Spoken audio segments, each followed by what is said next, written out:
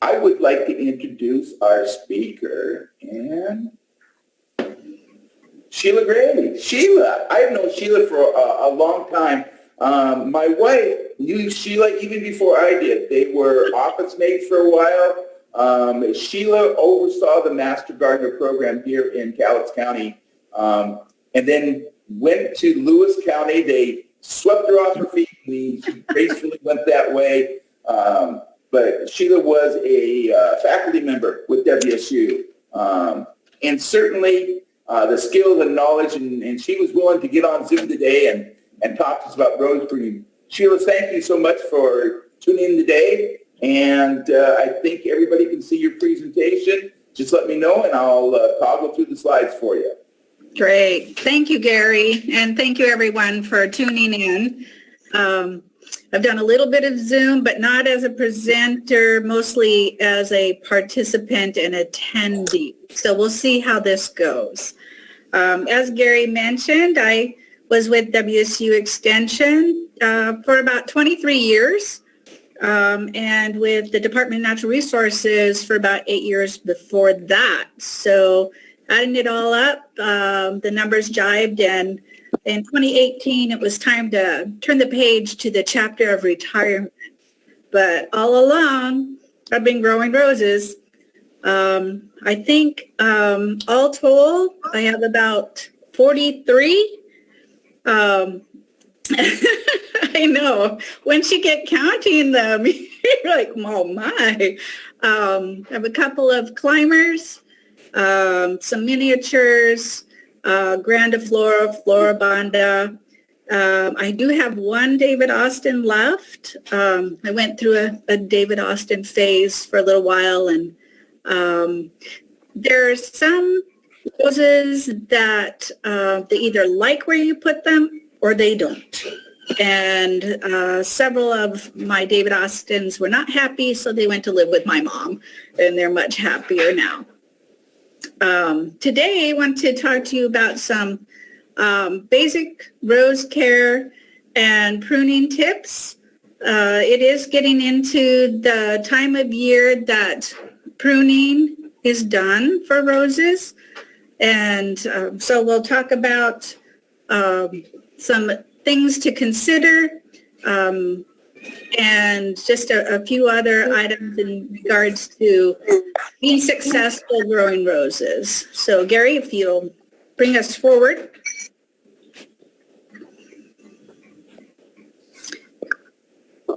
Oh, so my one slide is sideways. I see that. Okay. As with many things, this rose is much prettier in person than it is on the slide.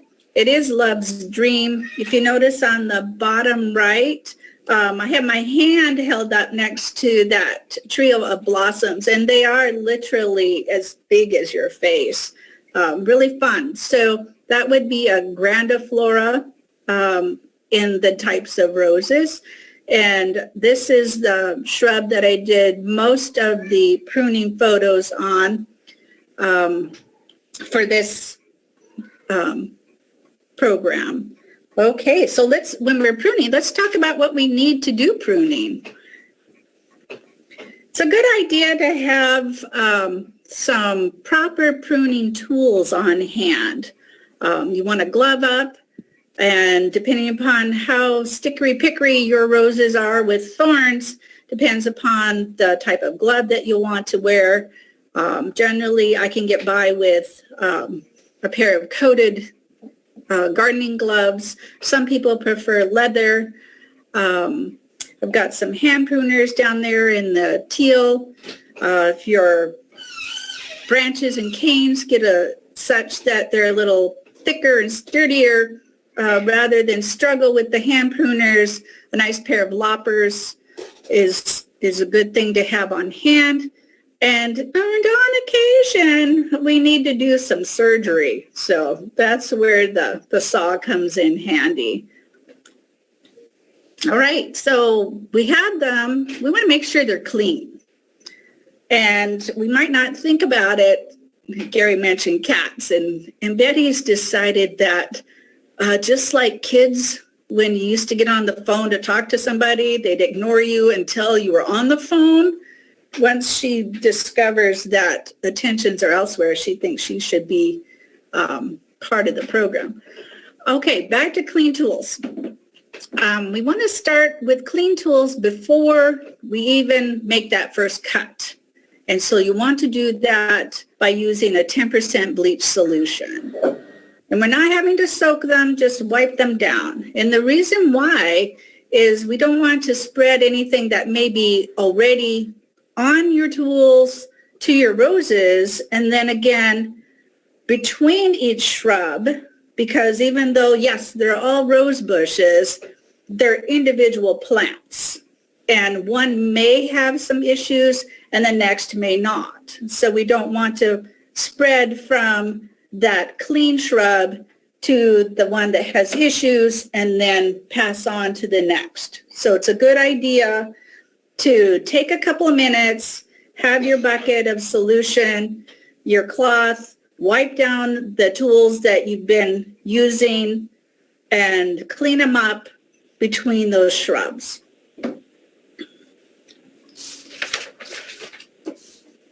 Okay, so how do we know when to prune? Do we look on the calendar and say, there it is, February 23rd, that's the day? Well, now some people might do that. They might go, you know, I prune my roses on February 23rd every year, and that's the day I set aside. There are signs in nature that it's time to prune. And one that has been a good indicator shrub to keep in mind is the forsythia. And that's the yellow blossoming shrub there on your right. Or if your unpruned shrubs, your rose bushes, are starting to push out some new growth, which generally is a reddish hue. Now, my mom lives about 65 miles north of us. And you wouldn't think, but she's about 3 weeks behind us when it comes to when things are blooming and when things are ready. So I had mentioned to her, oh, my snowdrops are out and they're so pretty. And she went, mine aren't blooming. Well, they will. Also, it's about 45 miles south to Longview Kelso. So when I worked down there, I got to see things in bloom down in the Longview Kelso area, and then 3 weeks later at my house, and then 3 weeks later at my mom's. So it's better, rather than the calendar, to look around and see whether you're seeing signs in nature that the plants are waking up and it's time to do some pruning.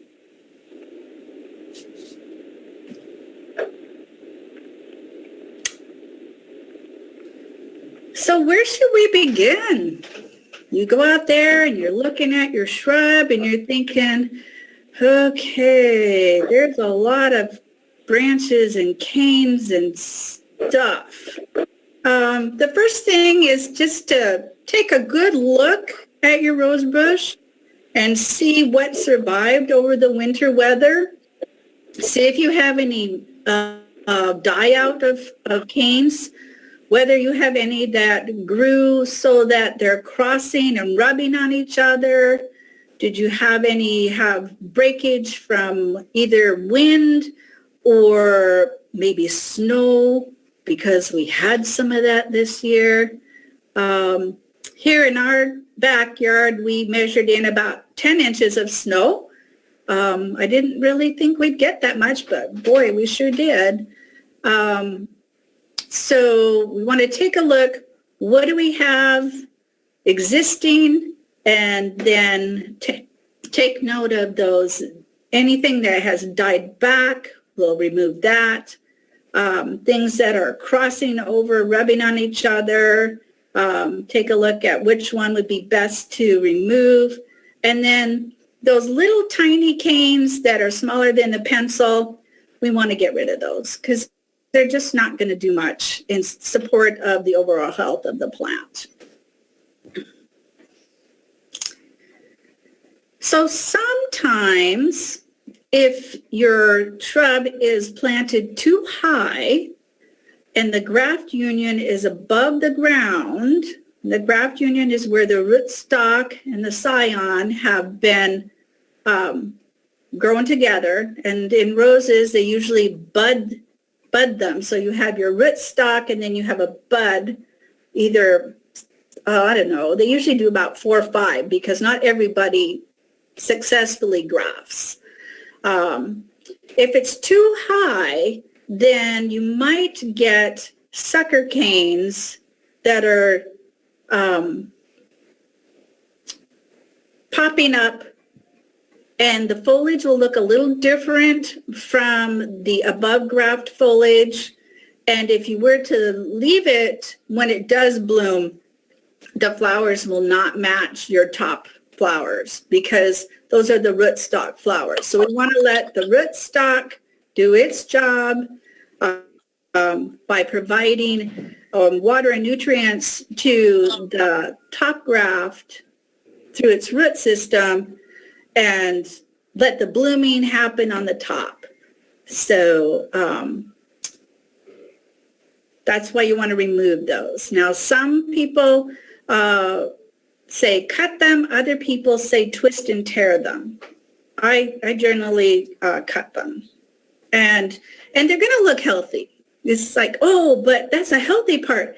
Well, and I have seen in neighborhoods where the top graft has died out completely and there was this wonderful foliage.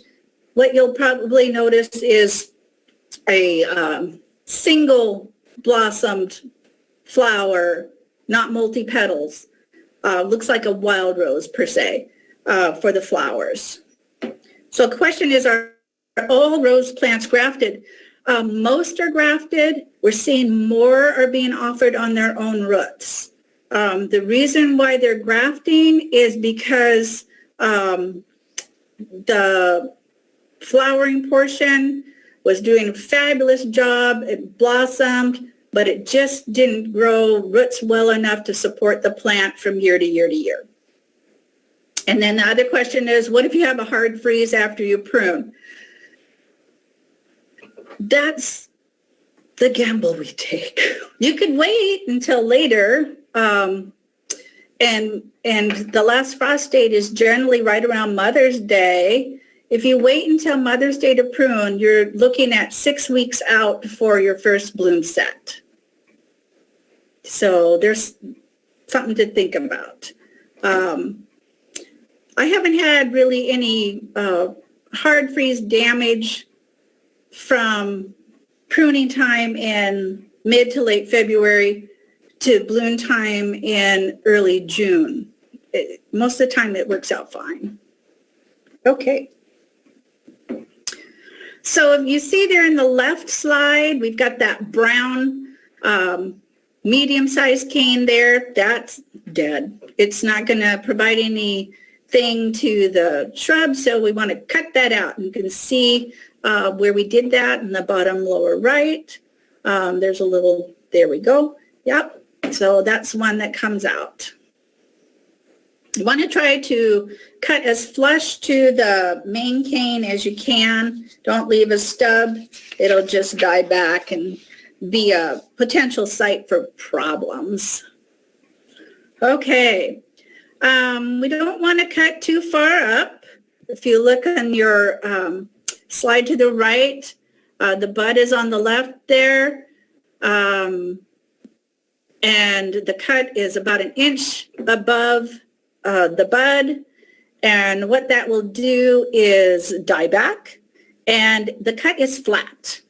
And as you know, we get a lot of rain in this area of the country. Any flat cut is just going to have a means for the water to set and promote disease problems. Alrighty, so what we want to do is do an outward facing cut at about a 45-degree angle such that the water will run off away from the bud. and that way you'll prevent disease problems. We don't want to get too close, because if you nip that bud, then you don't have any flowers. Also here, because of the rain and the high humidity that we have, it's good to open up the center of your shrubs. Again, we're looking at disease prevention, and when those new buds pop out and are growing towards the center, I just flick them off with my thumb, because we want everything to grow outward and upward and leave sort of a base shape. So there's a few challenges that come with growing roses. I have one friend that says, oh, I'm never growing roses. They're just too much work. And no, choose your challenge. There's a lot of things in life that are a lot of work, but there's a lot of reward that comes with that too. One of the most common challenges with roses is black spot. And if you notice on this leaf set, those black spots, it's a fungus disease. Some roses are more susceptible to black spot, and some are more resistant. And so if you're a new rose grower and you're just starting out, it may be worth your time to look and see what the resistant level is on that bush so that you would have less of a challenge. This is best managed by prevention rather than response, because once you see it, you're going to be chasing it all season. One of the things to do is that when you are doing your pruning is to remove all the old foliage from last year. And that may seem daunting when you first start. It's like all those leaves, once you prune, there's not that many left. And then clean up around the ground because it is spread by water. So if you leave diseased foliage on the ground and it rains, there's a possibility that it'll bounce up on to leftover foliage on the canes themselves. So that's why we want to take all those leaves off.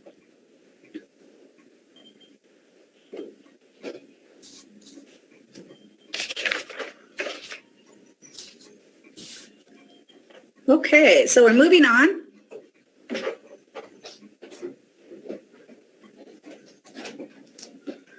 Powdery mildew is another common rose challenge that we'll see. Also another fungus. Generally, it shows up in later summertime when the night temperatures start to fall. So warmer during the day, cooler at night. And it does, that powdery mildew, it does look like somebody's taken talc and just sprinkled the leaves with it. You can treat this by disrupting that life cycle of the fungus. However, the foliage is already affected, so you need to remove them. Best method is to go with a preventive program. Once again, that cleanup of old foliage, and then if you're using a product as a preventative, it'll help keep this from happening to your shrubs.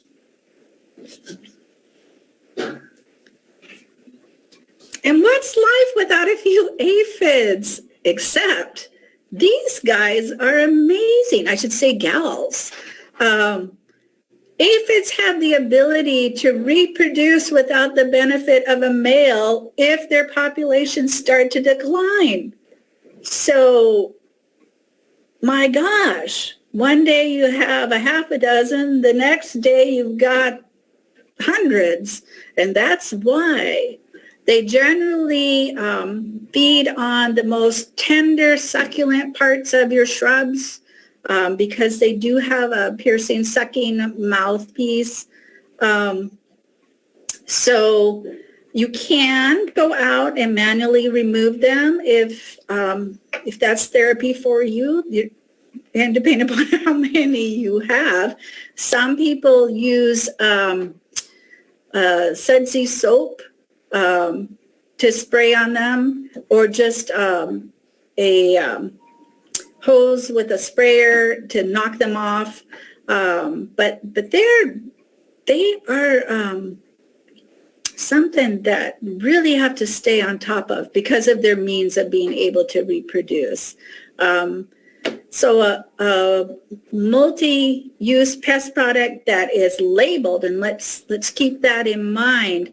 Anything that you use on your plant materials needs to be labeled for use on those plant materials and utilized at the rate that is on the label, not over the label, and not on things that are not listed on the label. So those are our main, I would say the big three that happen to roses that you'll want to keep an eye on. Every once in a while you might see some chewing on the edges of the leaf. There's some leaf cutter bees, or on occasion there's a teeny tiny larva that'll tunnel between the two layers of the leaf, the top and the bottom. And so you'll see a design in the leaf. But those aren't that common. These would be the three common issues that you might come up against. Okay, so what about fertilizer for roses? Roses enjoy a good meal. They really do. Let's look at initially for folks who may not be all that familiar with the label on fertilizers and what does this mean, this NPK. So N is for nitrogen, generally promotes leaf growth, foliage, keeps them nice and green. P is for phosphorus, mostly development of blossoms, and K for potassium, the overall health and growth of your shrubs. And this goes for all of your plant materials. So you would notice that if you were looking for a fertilizer for lawns, and we don't have blooming lawns, that the numbers are going to be higher in the nitrogen than they are in the phosphorus and potassium. Whereas with roses, we want to promote good foliage health and blossoms. So our second number, which is the P, is the one that you want to look for as being a little higher. Generally, they're going to be a 1-to-1 ratio, so a 5-10-5, 6-12-6, something in that area where your second number is going to be higher.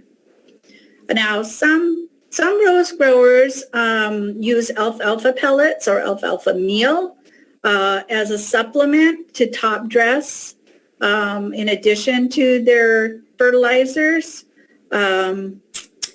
And in that, because it does have some nitrogen value to it. Other folks are applying just a little bit of Epsom salts because of the magnesium, which is a secondary element, nitrogen, phosphorus, and potassium being primary elements.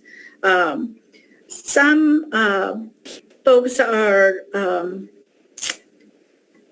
applying the Epsom salts with the thought that the secondary element of magnesium will help with the promotion of new canes. I've done it both ways. And part of that is, did I remember? My mom was an advocate of using the alfalfa and Epsom salts. And as long as you're not putting on too much Epsom salts, because remember, it is a salt, that you could try it and see what you think, if you would get more canes or not. I wouldn't go more than a couple tablespoons. So when should you apply fertilizer? When you start seeing, after you prune, when you start seeing that new growth coming out, that is when I would fertilize, because you know that your shrub is actively growing and is actively taking up the fertilizer. So keep in mind when you're using fertilizers, if you're using granulars, those are being applied to your soil surface. The fertilizer in that granular needs to work its way down to the root system and then be taken back up into the plant. If you're using a liquid fertilizer, same thing, that has to work its way down to the root system and make its way back up. So that's just the basics. As I said, I myself have been growing roses for quite a while. My mom always had roses. She grew roses and then grew pansies around the base of them. So we always had that task of deadheading pansies. Do you use mulch with roses? I use mulch in the winter time to crown up on the canes to prevent winter damage. I think there was another one I might have missed here. How can I identify some roses that are in my yard from when I moved in? One method is to look and see how they're blooming. If you have, for hybrid teas, generally you have one central blossom and maybe two others, one on each side, but there's just primarily, there's the main feature blossom. If you were to remove these two, this one would be even larger. If you took that center one off, these two would be a little larger and you'd have two, or you can just leave them and let them bloom how they would naturally.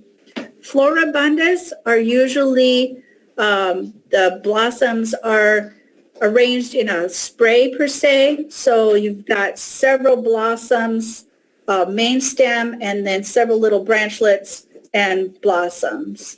Grandiflora, as I shared with you in that Love's Dream, they're huge, big as your face. Okay. What about container roses? Yes. Grandiflora, probably not.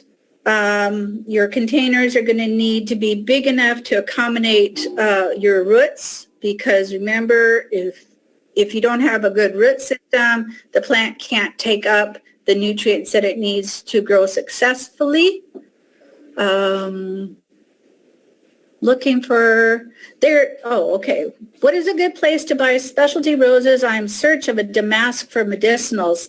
There's an heirloom. I would Google heirloom roses. There's an heirloom and antique business that you may be able to find the damask. Let's see. Overhead watering causes roses. Yes. Okay. So I've heard that the question is, I've heard from many rose growers that overhead watering causes roses to be more likely to get disease. The reason for that is we talked about how when you prune, you don't want a flat surface on your pruning. You want it angled. With your foliage, you've got all these flat surfaces, and if you water at night, with the temperatures being lower, the plant does not dry off as quickly. So morning watering is better. So you water, things dry off, and then the diseases have less of a chance. Carpet roses, guidelines is the same.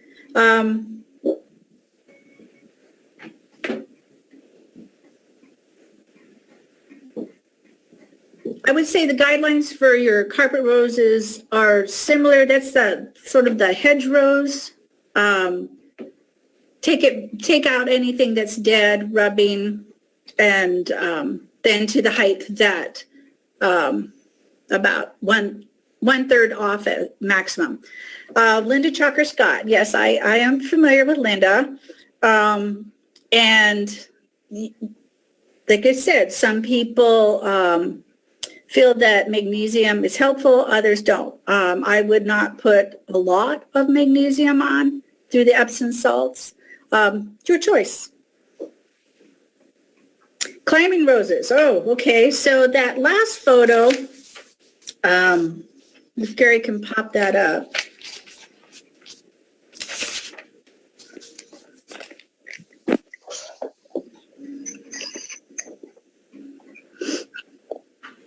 If I go to that very last one. This is Climbing Eden. This is what I get to look out my front window, which I've had this for about 8 years. There's one on each side of the trellis. When you're pruning climbing roses, you have a primary cane. You can see those on the left-hand bottom corner there a little better. And then it is trained to go up. So I've got them coming both directions.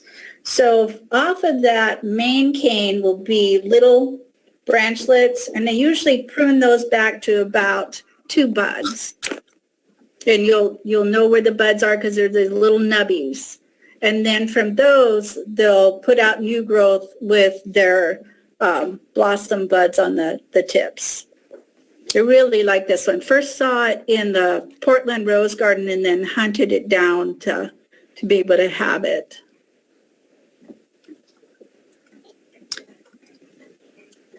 Anything special about planting bare roses versus potted plants? Depending upon where you get your plants, sometimes the potted plants are the bare roots from last year. Sometimes they're the new bare roots that have been put into pots.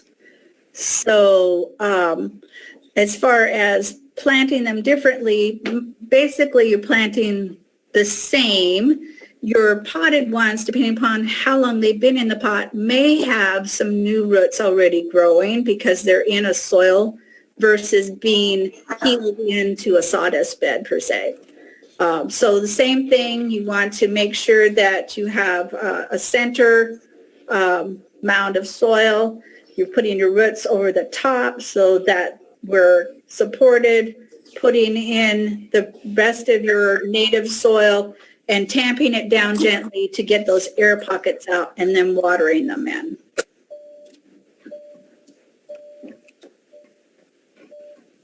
It certainly isn't easy, but it is possible. Abraham likely came from a worse home environment than any of it.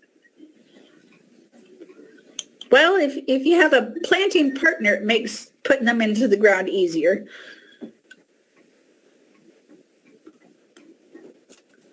If you cut off the end and you cut off the buds, I just cut out dead canes, trailing roses.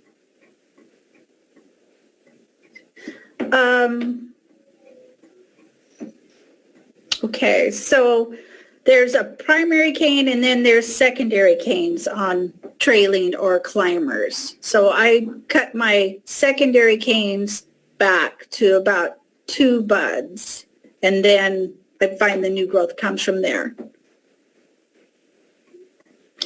Are there links we can save and refer back to this information? If you were to go to pubs.wsu.edu, which will take you to their new page, once you get to the new page, if you type in roses in the search bar, it'll pop up the 3 publications that Marianne Ophart and I put together as a team. Some good information. There's one that's a calendar of roses, one on diseases, and one on general rose growth. So, and they're free. Just download them, print them at will.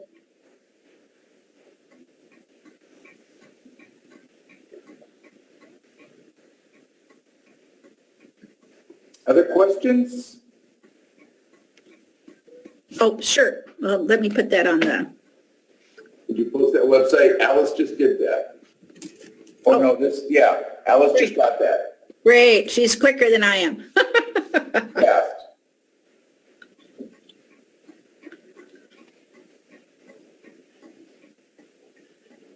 How would you go about finding the name of an old variety of climbing rose given to me 40 years ago from an old man who had it for years?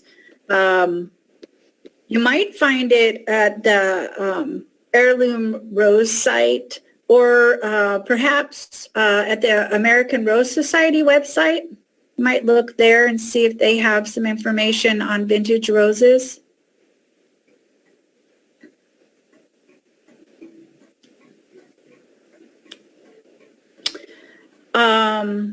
If very overgrown, how much can I take down each year? Like trees, only a certain percentage. A lot of people cut their roses back, prune them back about a third. I prune hard. My mom, she's 80. She's very funny about some of her methods. She's like, I only prune them to the height of my knee. And I said, okay, they're your shrubs. I tend to prune mine about 10 to 12 inches. And my neighbor, she barely prunes at all.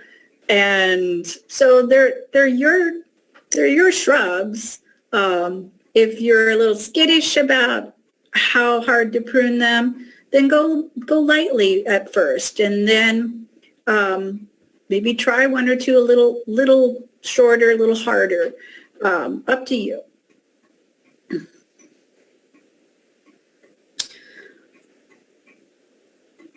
Oh, I do have a picture of my roses, but not. I didn't send it to Gary. I'll send one. He can send that out. We have them across the front of the house. How large can vigorous climbing rose left untrimmed for years get? I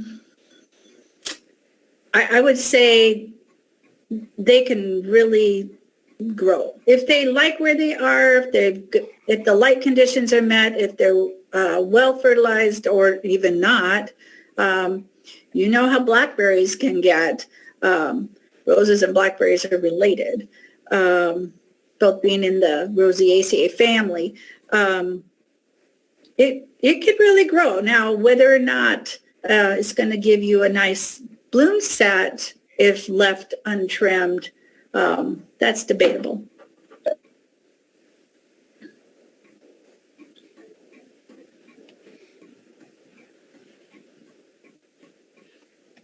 Other questions?